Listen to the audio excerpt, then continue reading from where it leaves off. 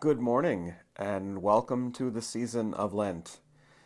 We have spent a lot of time thinking about how to engage the season this year, and I'm very excited because we're going to be focusing on visually rich images and the words, the poetic words of psalmists and others. We want to engage Lent this year through our senses, especially in what we hear and what we see. And so worship will include many more images that go along with the Psalms. And each day during Lent, we're going to engage one psalm, one after another, 1, 2, 3, 4, and so forth.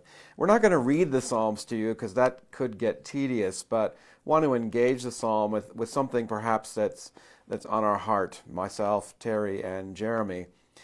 And sometimes the Psalms are so poetically beautiful, we understand them to be songs and poetry, and sometimes not quite as much, or they use words that are off-putting. For example, here we are on the first day of Lent, Psalm 1, and the very first one is, "Happy are those who do not follow the advice of the wicked," and so on and so forth. The way of the wicked will perish. And so we're not just looking at traditional translations, but also, in particular, by Nan Merrill, Psalms for Praying. And so a very different spirit, and this is how I'd like to start off this season of Lent.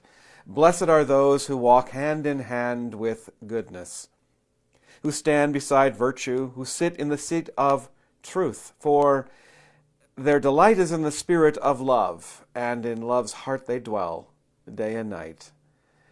They are like trees planted by streams of water that yield fruit in due season, and their leaves flourish.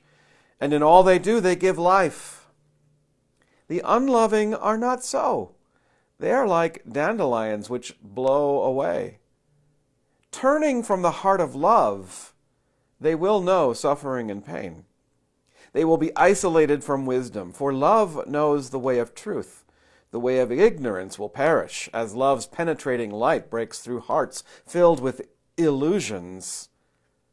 Forgiveness is the way." There's a lot to think about today as our country continues to grapple with how do we move forward when there is so much untruth still among us. And while it says forgiveness is the way, well, that's sort of like, okay, forgiveness comes with accountability, not just wiping things away. Those who turn from the heart of love, the way of ignorance will perish, but blessed are those who walk hand in hand with goodness. Tonight, you're invited to join us for Ash Wednesday service again, a very visually rich and stimulating experience. And I pray you will join us. It is on Zoom, and we will post that tomorrow on Facebook and YouTube. All right, have a good day, and we're welcome to the season of Lent. Have a grateful one.